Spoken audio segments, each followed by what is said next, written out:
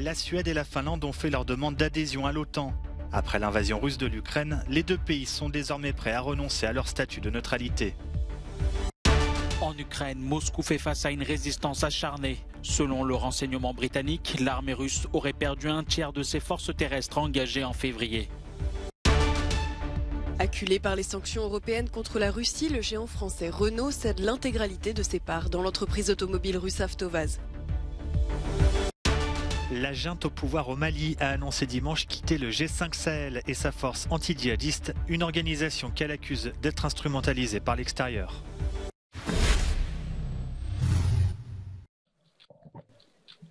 La Finlande et la Suède pourraient bientôt rejoindre l'OTAN. C'est en tout cas ce que les deux pays ont demandé dimanche en marge d'une réunion informelle des ministres des Affaires étrangères de l'Alliance. Le parti au pouvoir en Suède a pourtant longtemps été opposé à une adhésion, mais l'invasion russe de l'Ukraine a changé la donne. Notre politique de non-alignement militaire en vigueur depuis 200 ans a bien servi la Suède. Mais la question qui se pose est de savoir si le non-alignement militaire continuera à bien nous servir. Et l'invasion non provoquée de l'Ukraine par la Russie n'est pas seulement illégale et indéfendable, elle sape également l'ordre de sécurité européen sur lequel la Suède bâtit sa sécurité. Un peu plus tôt dans la journée, la Finlande avait été la première à demander son adhésion à l'OTAN, se disant prête, elle aussi, à renoncer à son statut de neutralité. Nous vivons aujourd'hui un jour historique. La Finlande va maximiser sa sécurité. Et cela n'échappe à personne. Dans les rues d'Helsinki, les Finlandais étaient partagés entre enthousiasme et scepticisme après cette annonce historique. Je suis vraiment heureux de cette décision, dit cet étudiant. Cela fait longtemps que je rêve que la Finlande rejoigne l'OTAN. Je ne pense pas que la Russie va attaquer ici, estime cet homme de 38 ans. Nous avons une très longue frontière avec la Russie, donc je préfère faire des affaires avec les Russes et être ami avec eux et rester neutre, plutôt que de prendre le risque de se les mettre à dos. L'OTAN s'est dit favorable à l'adhésion des deux pays, mais celle-ci doit d'abord être approuvée et ratifiée par les 30 membres de l'Alliance.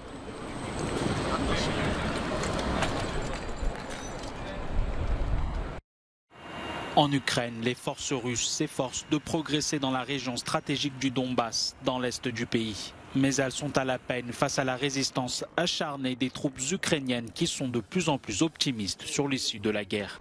Le président ukrainien Volodymyr Zelensky a toutefois souligné que la situation dans le Donbass restait très difficile. Selon les services de renseignement militaire britanniques, Moscou aurait perdu un tiers de ses troupes terrestres depuis le début de la guerre en février et son offensive à l'Est aurait pris du retard. Pour l'OTAN, le constat est le même. La Russie est loin d'avoir atteint ses objectifs. La guerre en Ukraine ne se déroule pas comme Moscou l'avait prévu. Ils n'ont pas réussi à prendre Kiev. Ils se retirent des environs de Kharkiv. Leur offensive majeure dans le Donbass est au point mort. La Russie ne parvient pas à atteindre ses objectifs stratégiques. Les combattants ukrainiens continuent de progresser, notamment dans la région de Kharkiv, où ils sont proches d'atteindre la frontière avec la Russie. À Derati, une ville au nord de Kharkiv reprise par les Ukrainiens, les stigmates de la guerre demeurent. 3 jours après avoir été touchés par les frappes russes, les pompiers continuent d'éteindre des incendies. Si les forces russes se sont retirées de la zone, elles visent désormais les voies d'approvisionnement militaire à l'ouest, où des missiles russes ont frappé ce dimanche des infrastructures militaires près de la ville de Lviv. Le géant français de l'automobile Renault cède l'intégralité de ses actifs en Russie. Une décision qui implique près de 45 000 salariés, d'après un communiqué du groupe. Renault était l'actionnaire majoritaire de l'entreprise automobile russe Avtovaz, aussi connue sous le nom Lada, avec près de 68% du capital. L'intégralité de cette participation a été cédée à la Russie, mais le groupe français garde l'option de racheter ses parts pendant 6 ans.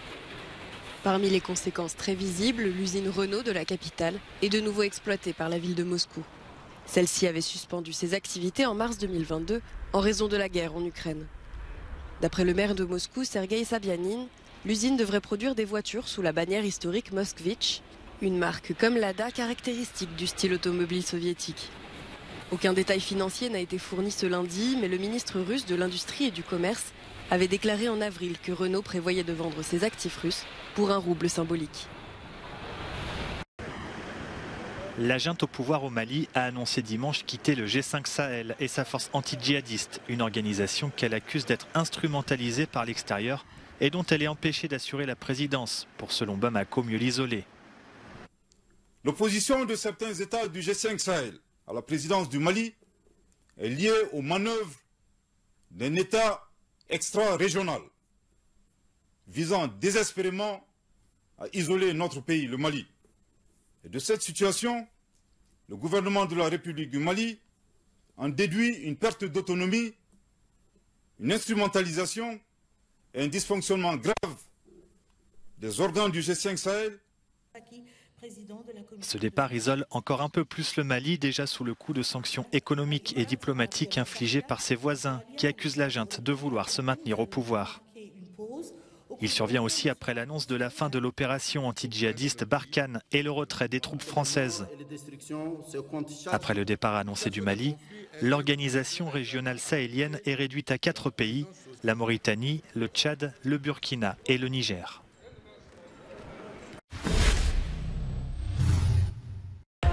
Les États-Unis, une nouvelle fois en deuil. Un homme armé a ouvert le feu dimanche dans une église de Californie. Une personne est morte et 4 autres ont été grièvement blessés. Grâce à la mobilisation des fidèles, le tireur a été arrêté, mais les enquêteurs sont toujours à la recherche d'un mobile. Cette attaque intervient seulement un jour après la fusillade qui a fait 10 victimes à Buffalo, une ville dans l'ouest de l'État de New York. La fièvre grimpe en Corée du Nord. L'agence d'État qui ne cite pas expressément le Covid-19 a annoncé près de 400 000 nouvelles contaminations et 8 nouveaux décès à cause de fièvre ce dimanche. Selon l'agence, le dirigeant Kim Jong-un aurait reproché aux autorités sanitaires leur mauvaise gestion de l'épidémie. Avec un système de santé médiocre, la pandémie pourrait avoir des conséquences dramatiques pour la Corée du Nord. La statuette de l'Eurovision est en vente. Le groupe ukrainien qui a remporté l'Eurovision a décidé de mettre le trophée de la victoire aux enchères. L'argent sera reversé à l'armée ukrainienne. Le groupe Kalush Orchestra, avec sa chanson mêlant rap et musique traditionnelle, l'a emporté samedi soir à Turin devant les représentants britanniques et espagnols. Les membres du groupe avaient reçu une autorisation spéciale pour quitter l'Ukraine.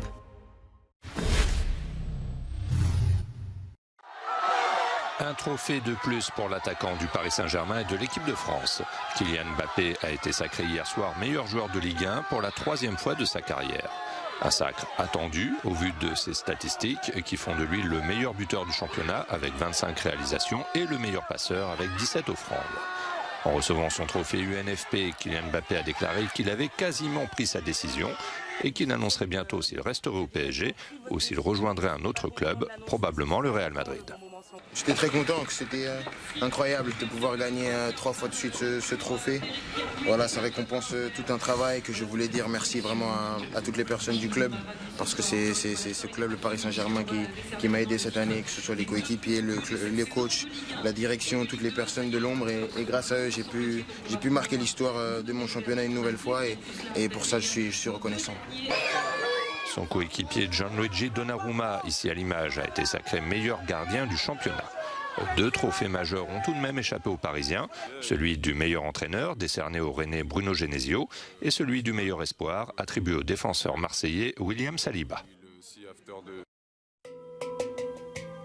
Elle était très attendue par les observateurs. L'éclipse totale de la Lune s'est produite dans la nuit de dimanche à lundi. Un spectacle céleste peu fréquent au cours duquel l'astre nocturne a progressivement perdu sa brillance pour se teinter de rouge. Au moment où le Soleil, la Terre et la Lune étaient parfaitement alignés, seule la lumière diffusée par l'atmosphère terrestre a atteint la Lune. Le phénomène a pu être observé sur une partie des continents européens, africains et américains.